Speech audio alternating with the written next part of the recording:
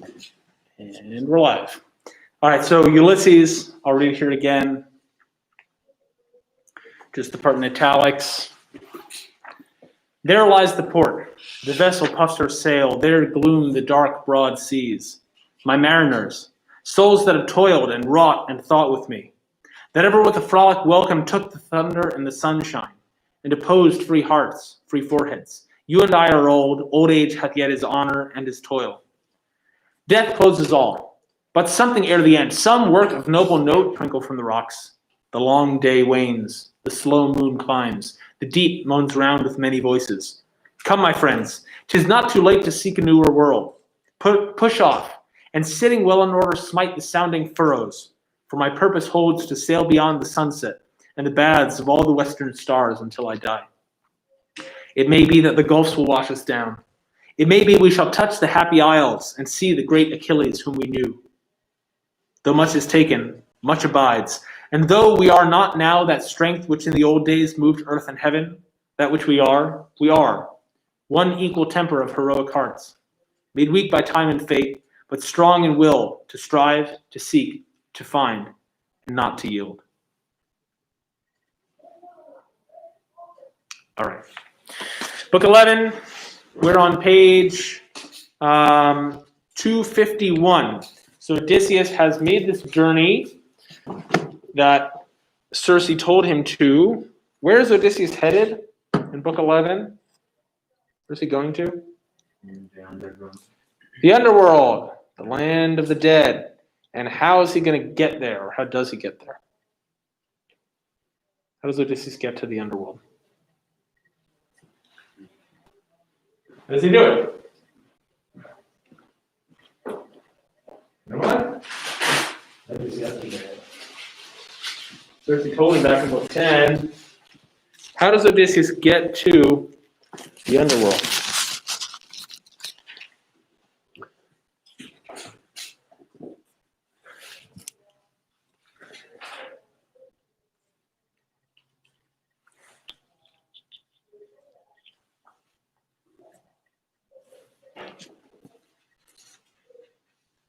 Describes this for us on 249 and 250.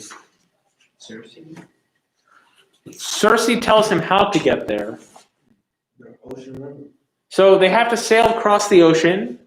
Yes, maybe that's one of the things that Tennyson is referring to in Ulysses when he talks about Odysseus sailing to the west. Maybe we shall touch the happy isles and see the great Achilles, whom we knew. Achilles is dead at that point.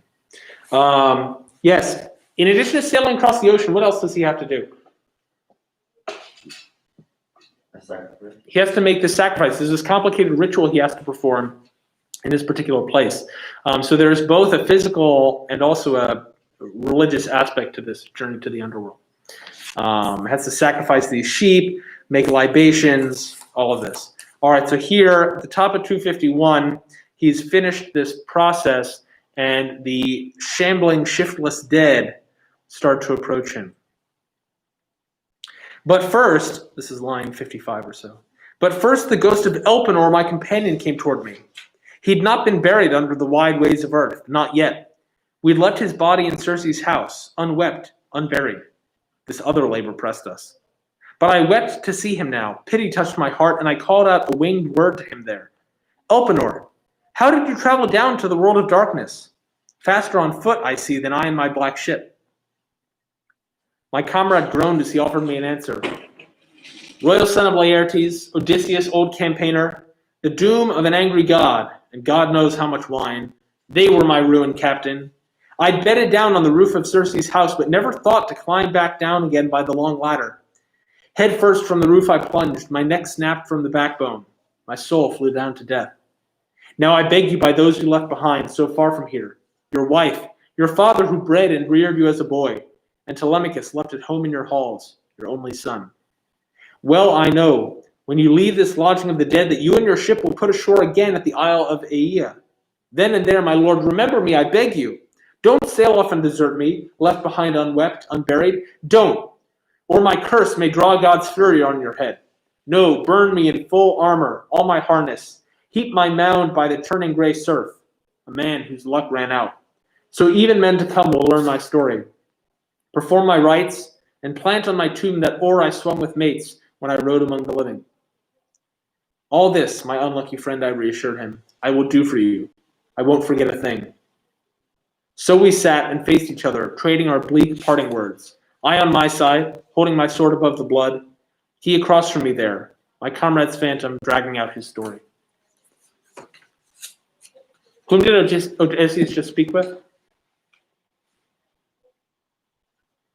The one who fell from the Right, Elpenor, his crewman who fell off of Circe's roof because he was drunk. And what does Elpenor ask Odysseus to do? What does he tell him to do?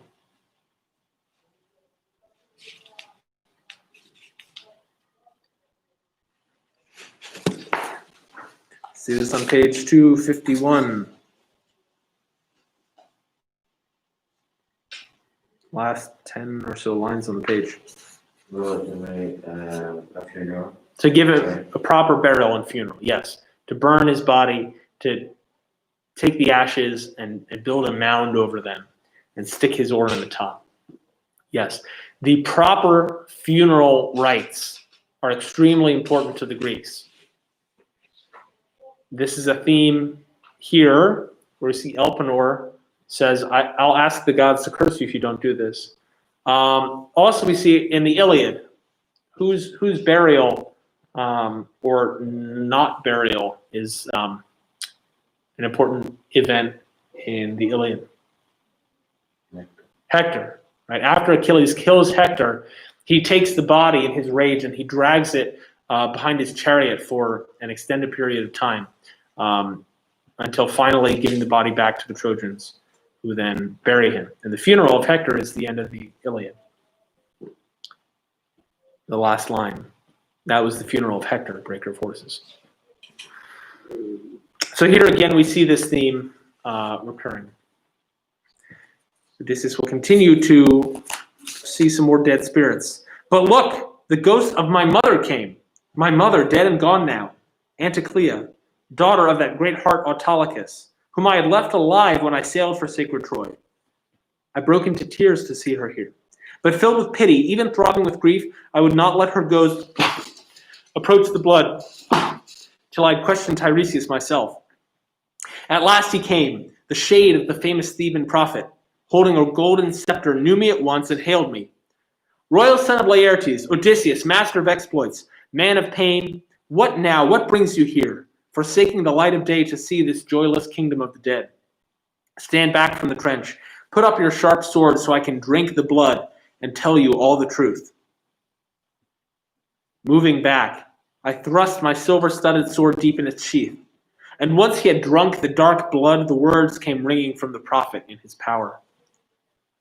A sweet, smooth journey home, renowned Odysseus. That is what you seek.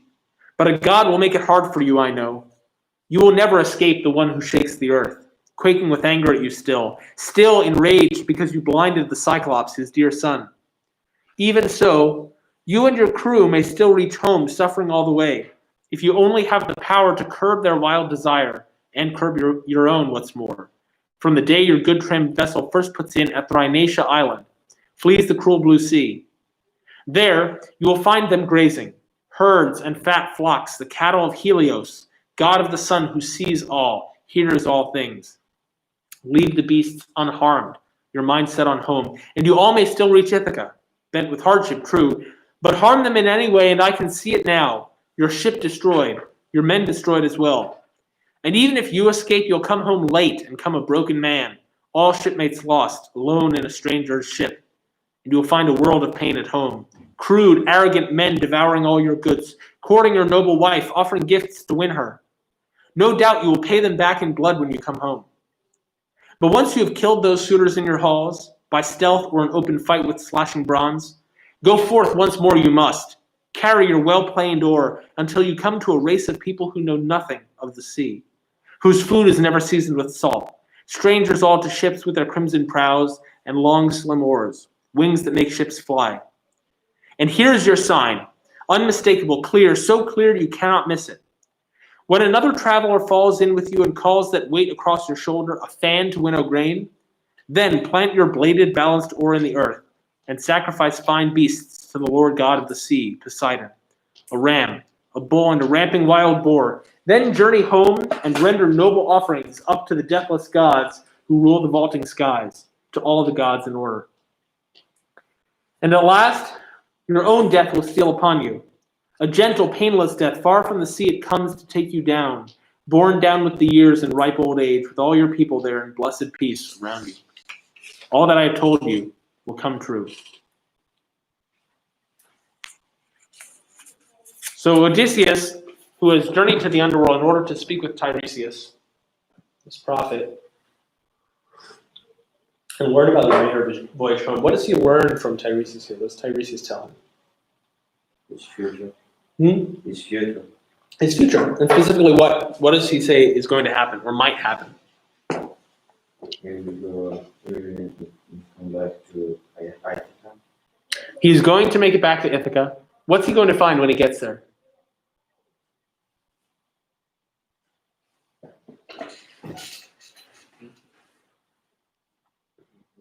What does Tiresias warn Odysseus that he will find when he gets back home to Ithaca? The suitors, yes. And what will happen when Odysseus confronts the suitors? According to Tiresias. Tiresias says that Odysseus will kill them. He says here on page 253 in the middle there, no doubt you will pay them back in blood when you come home. There's more, though, to this prophecy, both parts before and after Odysseus makes it home to Ithaca and deals with the suitors. You can tell me about either one of those, what's going to happen before Odysseus gets home or after he gets home.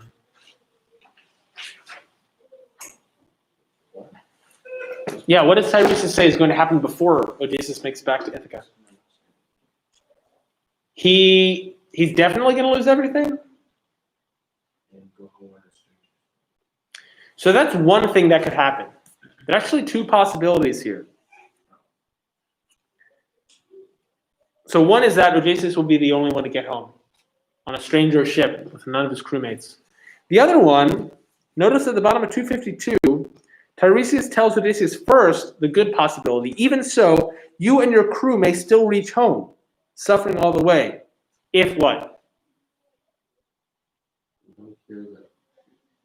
Right.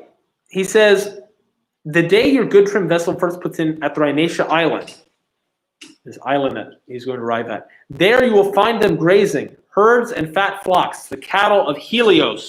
Who is Helios? The sun, yeah. Helios is just Greek for the sun.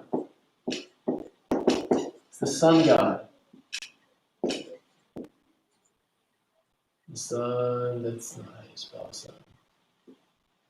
The sun god.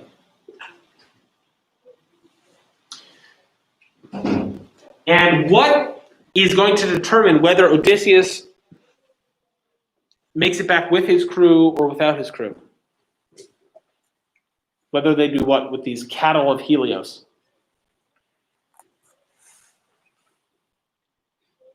What do they have to do or not do in order to survive the journey home?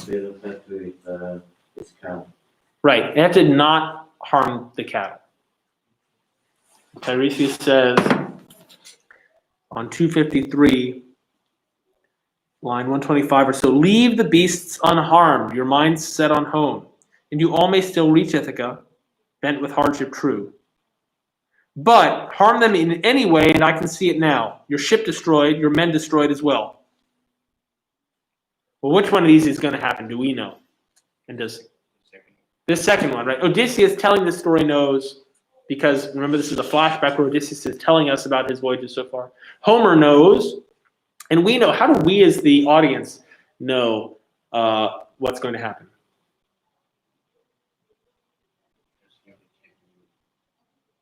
Well, he hasn't gotten home yet. But how do we know that that they aren't going to survive this? How do we know that Odysseus' men are not going to pass this test of not harming Helios'? We already know that they're dead. Because they missed it. Okay, we've already seen them mess up, and we know that they're dead because where? Where have we seen the fact that they're dead? In Calypso's island, there was already.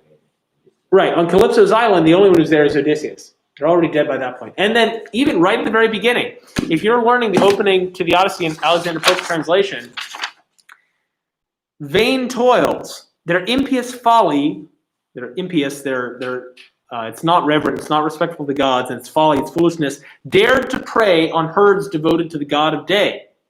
The god vindictive doomed them never more, amen, unblessed, to touch that natal shore. Right there at the very beginning of the whole work, we know what's going to happen. Epic is not about surprises. Epic is more about watching a train wreck in slow motion. We know what's going to happen. We know things are going to go pear-shaped. It's a great idiom to know. To go pear-shaped means to go horribly wrong.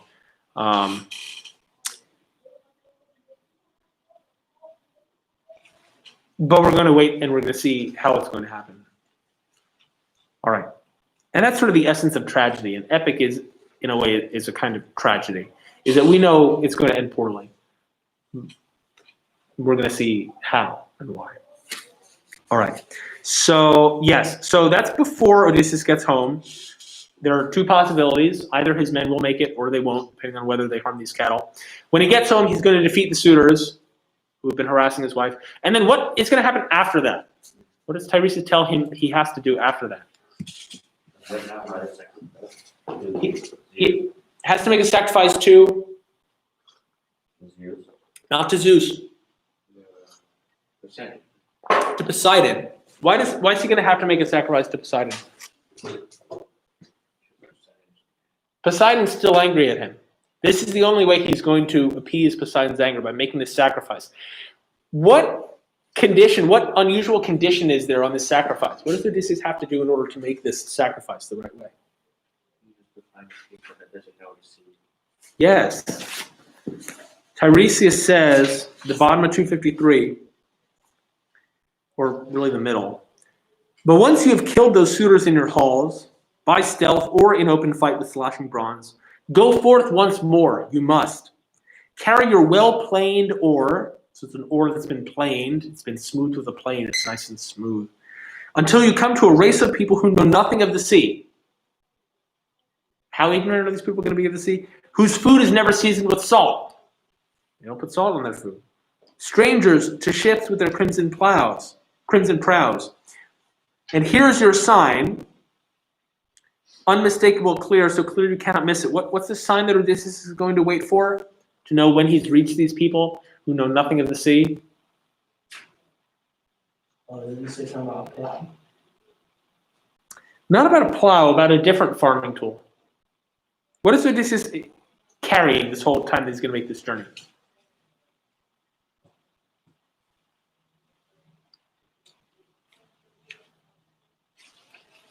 What does Tiresias tell him in line 139? What is he supposed to carry this whole time?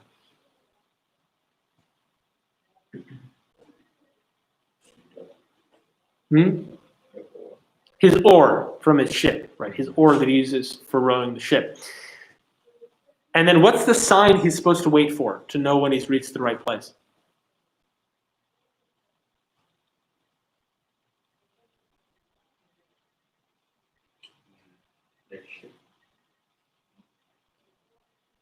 And here is your sign, unmistakable, clear, so clear you cannot miss it.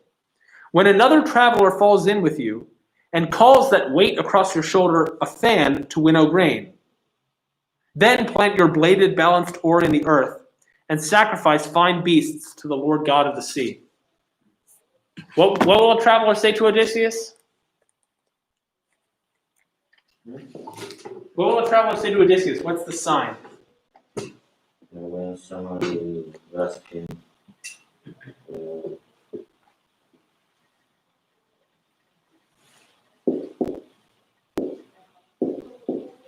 Somebody's going to come up to him. when someone will ask why he has a winnow grain. Yes, a winnowing fan. Okay, a fan to winnow grain. You need to know a little bit about the process of processing wheat and grain to understand this. But yes, that somebody will walk up to him and say, "Why are you carrying a winnowing fan?" Which is a tool for farming, because they'll see this ore and they'll have no idea what it is or what it would be used for. That's a sign. That's how he knows where he's going to make the sacrifice to Poseidon. So this is a good thing to know. Man, it'd be really great with one of my classes some year. Well, they'll probably you have to do this over 2 school years. That might be okay. A lot of it would happen during the summer. To grow grain sometime, because it's such a central aspect of where our food comes from. The vast majority of our food, one way or another, you can trace back to, these days mostly corn, but other kinds of grain, wheat, barley, rice. And with wheat and barley, which are mostly what the Greeks are eating, these grains, they're grasses, they're types of grasses. And they're very tall, and then when they reach the end of their growing season, they produce seeds in a cluster at the top. And those seeds are what we take and we grind into flour to make our bread or to feed our animals that we then eat. And the way that you harvest it is you wait for it to ripen, and then you cut it down with a scythe or a sickle, a sharp blade. I mean, now it's all done by machine, done by hand for thousands and thousands of years. You take a scythe or a sickle, these long, sharp blades, and you cut it down. You gather them together, you stack them up to dry in a way so that if it rains, which is unlikely in the fall, the rain will fall off of them, and so that pests can't get at them. And once they're dried sufficiently, then you thresh the grain, which means you lay it on the ground on a threshing floor. This is mentioned in Scripture, a threshing floor, a clear space, clear, probably usually historically dirt that's been pounded very solidly, so it's a nice clean floor. You put it on the ground there, and you thresh it. You take like a big stick or almost like a whip, and you hit it over and over. And what this does is it knocks the kernels out of the little pods that they're in. It knocks them off the stalks. And then after you've threshed it, now what you have a big pile of grains mixed in with all the other stuff from the stalks, the little bits that fell off, all of this. And you have to separate that. And the easiest way to separate that, if you don't have power tools or machines, is ideally your threshing floor is someplace where you're going to get a nice breeze that goes through it. And so what you do is, as the breeze is blowing, you take a winnowing fan, sort of like a big fork almost, and you take the pile and you toss it up into the air as the breeze is blowing past. And the grain, which is heavy and dense, falls right back down onto the threshing floor. But the lighter pieces, the chaff, the stuff that you don't need, those little bits of leaf and stuff, they're lighter, so as they fall through the air, the wind blows them off to the side. And so you keep doing that, you end up with a pile of nice clean grain that you can then store, or you can grind into flour, or you can boil into a soup or a porridge of some kind.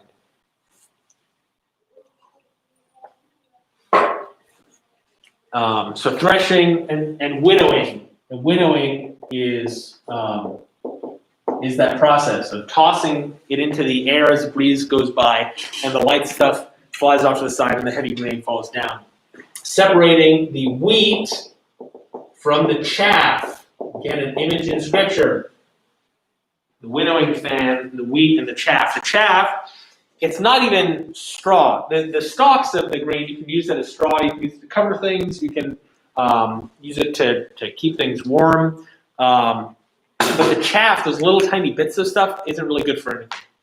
And that's the image there, separating the wheat and the chaff. Yes, it's all mixed together. You take the winnowing fan, and the good stuff gets separated out from the useless stuff.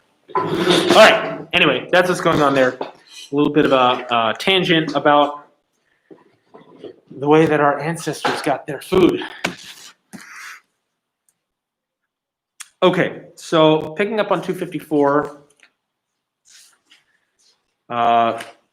Second line from the top, Odysseus responds to Tiresias. "O Tiresias," I reply as the prophet finished, "surely the gods have spun this out as fate, the gods themselves. But tell me one thing more, and tell me clearly. I see the ghost of my long-lost mother here before me, dead, crouching close to the blood in silence. She cannot bear to look me in the eyes, her own son, or speak a word to me. How, Lord, can I make her know me for the man I am? One rule there is, the famous seer explained, and simple for me to say and you to learn. Any one of the ghosts you let approach the blood will speak the truth to you. Anyone you refuse will turn and fade away. And with those words, now that his prophecies had closed, the awesome shade of Lord Tiresias strode back to the house of death. But I kept watch there, steadfast, till my mother approached and drank the dark, clouding blood. She knew me at once and wailed out in grief, and her words came winging toward me, flying home. "Oh, my son, what brings you down to the world of death and darkness? You are still alive. It's hard for the living to catch a glimpse of this. Great rivers flow between us, terrible waters. The ocean, first of all. No one could ever ford that stream on foot, only aboard some sturdy craft. Have you just come from Troy, wandering long years with your men and ship? Not yet returned to Ithaca? You've still not seen your wife inside your halls?" "Mother," I replied, "I had to venture down to the house of death, to consult the shade of Tiresias, seer of Thebes. Never yet have I neared Achaia, never once set foot on native ground, always wandering, endless hardship from that day I first set sail with King Agamemnon, bound for Troy, the stallion land, to fight the Trojans there. But tell me about yourself and spare me nothing. What form of death overcame you? What laid you low? Some long, slow illness? Or did Artemis showering arrows come with her painless shafts and bring you down? Tell me of father. Tell of the son I left behind. Do my royal rights still lie in their safekeeping? Or does some stranger hold the throne by now because men think that I'll come home no more? Please, tell me about my wife, her turn of mind, her thoughts. Still standing fast beside our son? Still guarding our great estates, secure as ever now? Or has she wed some other countryman at last, the finest prince among them?" "Surely, surely," my noble mother answered quickly. "She's still waiting there in your halls, poor woman, suffering so, her life an endless hardship like your own, wasting away the nights, weeping away the days. No one has taken over your royal rights, not yet. Telemachus still holds your great estates in peace. He attends the public banquets shared with all, the feasts a man of justice should enjoy, for every lord invites him. As for your father, he keeps to his own farm. He never goes to town. With no bed for him there, no blankets, glossy throws. All winter long he sleeps in the lodge with servants, in the ashes by the fire, his body wrapped in rags. But when summer comes and the bumper crops of harvest, any spot on the rising ground of his vineyard rows he makes his bed, heaped high with fallen leaves, and there he lies in anguish, with his old age bearing hard upon him too. And his grief grows as he longs for your return. And I, with the same grief I died and met my fate.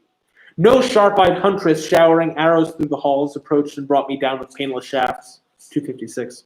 Nor did some hateful illness strike me, that so often devastates the body, drains our limbs of power. No, it was my longing for you, my shining Odysseus, you and your quickness, you and your gentle ways, that tore away my life that had been so sweet.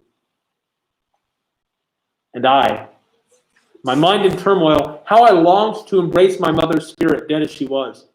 3 times I rushed toward her, desperate to hold her. 3 times she fluttered through my fingers, sifting away like a shadow, dissolving like a dream, and each time the grief cut to the heart, sharper, yes. And I cried out to her, words winging into the darkness, "Mother! Why not wait for me?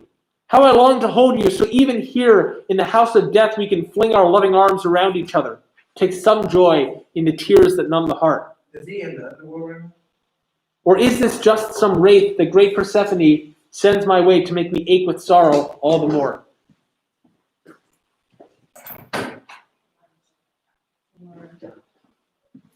My noble mother answered me at once, my son, the unluckiest man alive. This is no deception sent by Queen Persephone. This is just the way of mortals when we die. Sinews no longer bind the flesh and bones together. The fire in all its fury burns the body down to ashes once life slips from the white bones, and the spirit, rustling, flitters away, flown like a dream. But you must long for the daylight. Go quickly. Remember all these things, so one day you can tell them to your wife. And so we both confided, traded parting words. And there slowly came a grand array of women, all sent before me now by august Persephone, and all were wives and daughters once of princes. They swarmed in a flock around the dark blood, while I searched for a way to question each alone. And the more I thought, the more this seemed the best. Drawing forth the long, sharp sword from beside my hip, I would not let them drink the dark blood all in a rush. And so they waited, coming forward one after another. Each declared her lineage, and I explored them all. Odysseus speaks to his mother as the first of many noble women whom he sees here in the underworld. His mother, whom he didn't even know was dead. She was alive when he left for Troy. It's not like he's been getting messages from home. He learns about her death here, seeing her in the underworld. We'll pause there for today. See you guys tomorrow for the festival day, and we'll continue on Thursday.